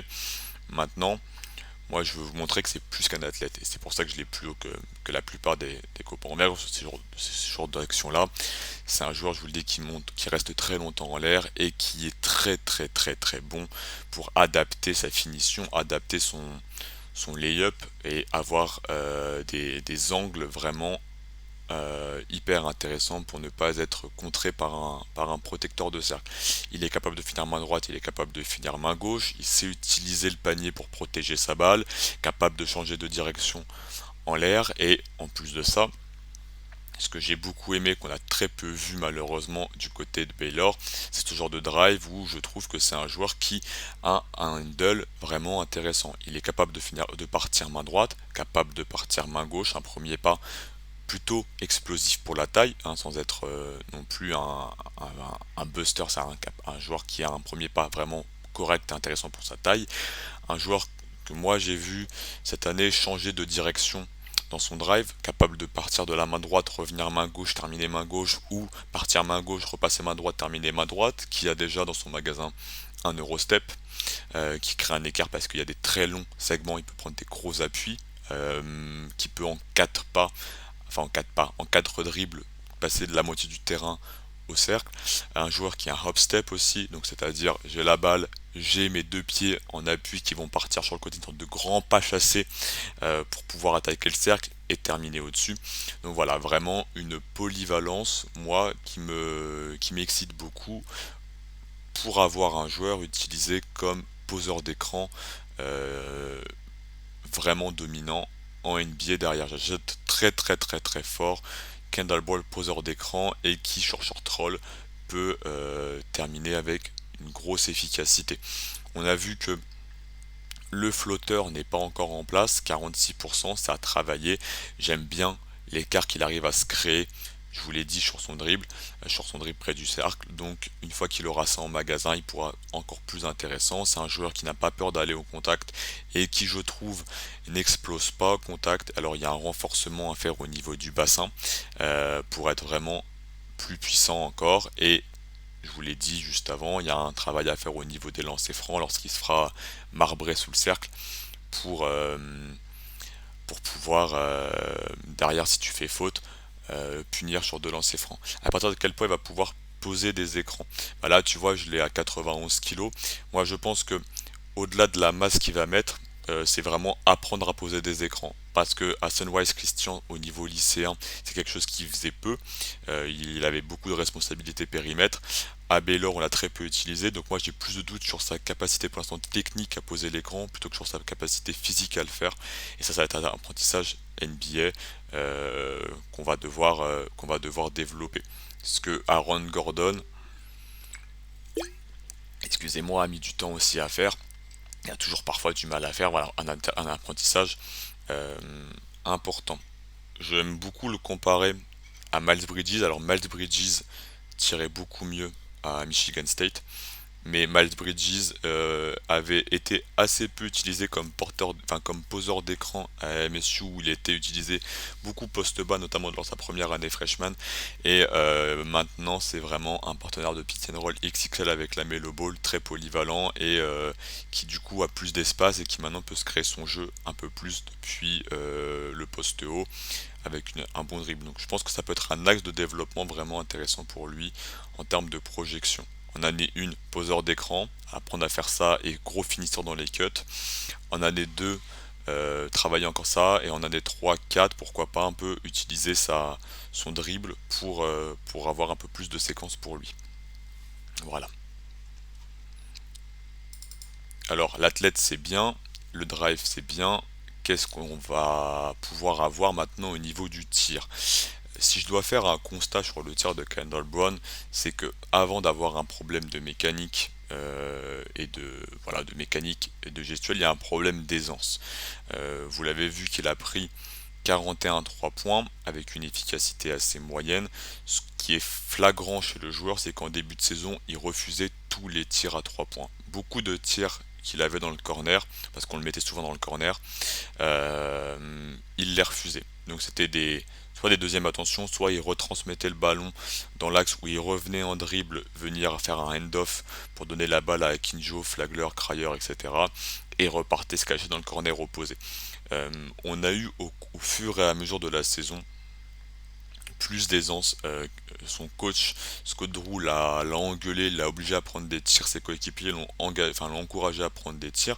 Alors je vous dis pas qu'il est passé de un tir à 3 tirs. Vous regarderez les game logs, ce serait pas vrai. Mais par contre, il les a pris plus en première attention et on a vu plus de fluidité. Au niveau mécanique, on l'a vu. euh, le tir part d'assez bas, il est assez poussé, je trouve. Manque de fluidité mentale, manque de fluidité aussi technique. C'est un joueur qui, on a pu le voir dans la short charts, ne tirait pas lorsque le ballon lui arrivait main gauche. Il n'a pas d'aisance pour pouvoir repasser main droite rapidement et déclencher. Le tir par contre, lorsqu'il va être pris à 3 points à la distance NBA, ça j'ai pas de doute. Lui, ça va être pardon, excusez-moi, je voulais vous dire aussi que sur le pull-up, bah, pareil, pas de fluidité, il n'y a pas eu de création d'espace, on ne lui a pas demandé de le faire, il n'y a pas eu de step back, etc. Et je ne crois pas à ça, c'est pas ce que je vais attendre de lui. Il n'y a pas non plus d'aisance pour venir se réaxer en sortie d'écran pour pouvoir déclencher dans des systèmes style floppy, etc. Donc c'est pas non plus ce qu'on va lui demander. On va lui demander le pick and pop et le catch and shoot. Moi, à terme, si le joueur peut être à 34, 35, 36% catch and shoot dans les corners, ça me suffira parce que ça lui permettra de pouvoir être respecté, de pouvoir attaquer le closeout et de pouvoir être défendu et de ne pas avoir une sorte de zone où on fait abstraction de sa présence. Voilà. Et je voulais vous dire, oui, dernier truc. Non, bah, je crois que c'était à peu près tout pour le tir à 3 points. Donc, est-ce que j'achète le tir en catch and shoot avec du travail? Je crois que c'est d'abord un travail mental et que ça pourra venir. Et que l'athlète et que sa lecture de jeu dans les cuts et sa capacité à être un partenaire de pick and roll pourrait suffire dans les premières années pour pouvoir quand même être sur un terrain de basket NBA et pas faire que de la G-League. Donc voilà, c'est mon champ d'espoir. Voilà le tir à 3 points ici. On va terminer appui très serré, équilibre mauvais. Ouais, il y a vraiment beaucoup de travail mécanique. Et je te dis, quand tu regardes au niveau des matchs, il y a vraiment beaucoup de tirs qui sont refusés. C'est pas quelque chose qu'il a même fait au niveau lycéen. Alors, dans dans les déclarations qu'on avait de Scott Drew, il disait qu'il le travaillait beaucoup, qu'il avait essayé de refondre ça. Donc c'est clair qu'on part quand même d'assez loin et que c'est pas garanti qu'il arrive à tirer au bout de 3 4 ans. Je dis que j'espère qu'il puisse le faire et que je crois qu'il puisse le faire parce que pour moi ça passe d'abord par la tête pour lui et que vraiment il a eu une année très très compliquée pour s'intégrer dans cette équipe de Baylor et que peut-être même que la blessure de Tchamwa Tchatchoua qui a redistribué un peu les cartes dans le rôle de Jérémy Soran et donc dans son rôle à lui ont fait du bien par la suite. Et ça a aussi déchargé de la pression de résultat pour le joueur. Donc voilà, il y a des fois, avoir un bon contexte, ça peut être négatif. On le dit souvent pour les prospects de Gonzaga. Bah, lui, ça a été négatif, pas parce qu'il n'a pas forcément eu moins de tirs, mais parce qu'il n'a pas réussi à trouver son rôle. Vraiment muscler le bas. Ouais, au niveau des jambes, moi j'aime plutôt bien le bassin. Ou bien tu parles sur le tir. Sur le tir, ouais, sûrement. Mais après, j'ai pas le. Pour le coup, j'ai pas l'expertise du tir, c'est pas ma grosse spécialité, donc là-dessus je te crois. Défensivement parlant, alors là pour le coup les gens sont assez positifs sur la défense de Kendall Brown. Moi il y a quand même des gros défauts. Premier défaut, c'est la maturité défensive. Il a eu, je pense, pour le coup là-dessus, la chance d'être dans un système défensif euh, élite en NCAA qui lui a permis de couvrir la plupart de ses grosses boulettes. Vous avez un joueur qui, pour le moment, euh, a des difficultés à venir faire une rotation académique côté faible. Des fois, il sait pas quel joueur il prend. Il y a un manque de focus. Il peut se faire enfumer dans un démarquage à 3 points loin du ballon parce qu'il est très concentré sur la balle. C'est un joueur qui euh, a montré qu'il pouvait, enfin, qu'il sautait dans la plupart des feintes. Globalement, la plupart des menaces extérieures, quand ils amorçaient un tir, lui il sautait. Et donc il s'est fait bouffer derrière et heureusement que Flotamba, Tchamwa Tchatchoua et Jérémy Soran étaient là pour couvrir ses fesses. C'est un mec qui latéralement m'a montré qu'il ne pouvait pas switcher sur des extérieurs proprement parlé en face et donc il allait devoir les orienter dans une direction. Par contre, pour ne pas dire que du négatif sur lui, on a un mec qui va pouvoir encaisser du contact au niveau des ailiers. Alors il l'a fait au niveau NCAA et il pourra le faire à terme quand il aura renforcé le tout au niveau NBA. C'est un joueur qui a une très belle utilisation de ses longs segments, il a une bonne envergure et qui a des mains très agressives pour venir soit casser les hand-off, soit pour venir casser les lignes de passe. Moi je l'ai trouvé très très en confiance et très efficace sur les traps, sur le pick and roll, parce que lorsqu'il était visé sur un pick and roll pour défendre le poseur d'écran, il arrive à monter, jaillir sur le porteur de balle et lui faire perdre le ballon assez régulièrement. Et ça, c'est vraiment positif. Je le vois plus sur un système, si on l'utilise sur de l'écran, aide et reprendre, trappe et reprendre plutôt que sur du switch pur. Et voilà, il faudra vraiment travailler la maturité défensive, mais encore une fois, on est sur un joueur de 19 ans. Et ce que Jérémy Soran a montré à Baylor en termes de maturité défensive, c'est pas normal pour un prospect de cet âge-là. Donc il n'y a pas de.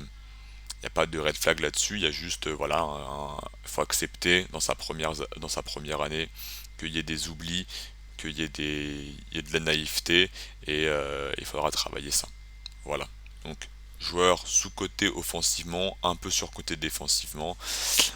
On achète, comme je vous le disais, l'athlète, on achète le profil physique NBA, on achète, pour moi j'achète en tout cas le dribble, et il faudra demander à Alex là, qui est présent, Alan, Manu, Ben, ce qu'ils aiment pas sur le dribble, parce qu'ils ont des très bons arguments aussi. Euh, et le tir sera effectivement à voir, à développer, à travailler fort fort fort pour pouvoir rester sur un parquet NBA une fois que le scouting report sera fait après le All-Star Break en gros, où c'est là que les défenses NBA s'adaptent vraiment au contrat rookie. Voilà, je vous ai pas mis de ralenti sur les séquences de Kendall Brown parce que j'avais moins de choses pertinentes à vous montrer, que je voulais pas non plus vous écraser là-dedans. S'il y a des questions, vous n'hésitez pas. S'il y a des remarques, s'il y a des choses comme ça, vous n'hésitez pas. Pour parler un peu de sa projection ou de sa projectibilité, j'essaie de créer des termes comme Alan, de sa valeur et du contexte. C'est un joueur que j'aimerais voir tomber dans une équipe qui le laissera le temps de faire des erreurs. J'ai peur de l'équipe très compétitif qui le prend parce que c'est un gros athlète et que c'était un mec coté au lycée mais qui a pas de temps de jeu à lui donner, qui l'envoie à G-League et qui a pas un projet clair pour lui, où il passe vraiment en second plan, qui passe vraiment à la trappe et ça peut être un échec total. J'aimerais bien, alors pourquoi pas au KC, vu qu'ils ont 43 pics et qu'ils auront de la place sur ces postes-là. J'aimerais bien une équipe comme moi Chicago, je le veux bien. J'aimerais bien Minnesota où ils ont des profils à la Jared Vanderbilt où il va pouvoir se développer. Cleveland, ça peut être une très très belle option aussi pour avoir une équipe de grande taille, mais voilà, faut lui laisser du temps. Et faut donner un peu d'amour, comme dirait Ben à Kendall Brown, et l'utiliser en tant que poseur d'écran et pas juste le mettre dans un corner parce que pour moi c'est comme ça qu'on va le gâcher. Si vous attendez un 3D spécialiste qui met que de tir à 3 points en corner et que vous l'utilisez que pour ça, ça va être un bid monumental, je pense, pour ce joueur. On aura fait 1 heure et demie pour les deux prospects, donc c'est vraiment pas mal. Alors on aura fait une belle intro. Si vous avez envie, on se fait un petit quiz. Voilà, si vous avez envie de parler du combine, de l'ANSI, etc., on se fait ça. Sinon, demain, on a un live où on a la chance de recevoir les fans des Pacers sur YouTube. Vous allez sur notre chaîne YouTube, hop, là, normalement, ici, pour ne rien rater, pour vous abonner si c'est pas le cas, pour suivre le contenu si ce n'est pas déjà fait. Normalement c'est bon, la chaîne YouTube j'avais activé comme ça. Non. Ah non, on va faire comme ça là. On va faire comme ça. Voilà, là ça va marcher. Voilà, pour toutes nos plateformes pour nous suivre si jamais vous voulez voir notre contenu. Et donc demain, petit live YouTube, on parlera d'épaisseur, on parlera de quel genre de joueur conviendrait le mieux, on discutera, etc. On se retrouve à 21 h et globalement tous les 2-3 jours vous allez avoir un live comme ça pour vous accompagner sur les 9 premières équipes. Toujours un article par jour, un scouting report par jour, nos boards qui sont disponibles avec la commande ici, point d'exclamation board. Nos podcasts qui sont sortis, on a sorti des très gros joueurs, Chat Holmgren, on a sorti alors ça va sortir parce que c'est pas encore le cas, je crois. Jabari Smith, c'est Paulo Banchero, excuse-moi Alex si je spoil, mais ça va arriver. Jaden Ivey, il y a eu l'énigme d'Aaron Stibron qui a été décrypté. Donc voilà, on a fait encore une belle année bien remplie et c'est pas fini, on va vous accompagner jusqu'au bout. Et, euh, et voilà. Est-ce qu'il y a des gens qui sont motivés pour un quiz ou pas du tout? Vous me dites dans le chat. Puis sinon, on, on conclura là et on se retrouvera demain sur YouTube. Je vais regarder si Shosti nous a mis d'ailleurs un quiz ou pas. Non, non, j'ai pas d'infos là-dessus. Bon bah écoutez, on va s'arrêter là. Du coup, c'était un super live comme d'habitude. Merci beaucoup à tous ceux qui sont passés. Merci à tous ceux qui ont fait leur premier live avec nous ce soir. J'espère que ça vous a plu. On se dit du coup à demain sur YouTube, sinon sur Twitch à vendredi prochain, tous les vendredis 21 h jusqu'à la draft, on va vous accompagner et on va kiffer ensemble. La semaine prochaine, en théorie, le programme c'est Paolo Banchero. À confirmer, mais en tout cas ça devrait être Paolo Banchero. Il nous restera derrière que les joueurs de la G-League et les petites pépites qu'on aurait pu rater ou qu'on n'aura pas traité, et on aura fait, pardon, excusez-moi, l'ensemble des 60, 70, 75 joueurs qui sont susceptibles d'être draftés cette année pour une première année. C'était vraiment cool. Et voilà, bon, je vous fais à tous des gros bisous. Passez une bonne soirée, à tout bientôt sur Envergure. Prenez soin de vous surtout, c'est important. Et voilà. Ciao. Bis.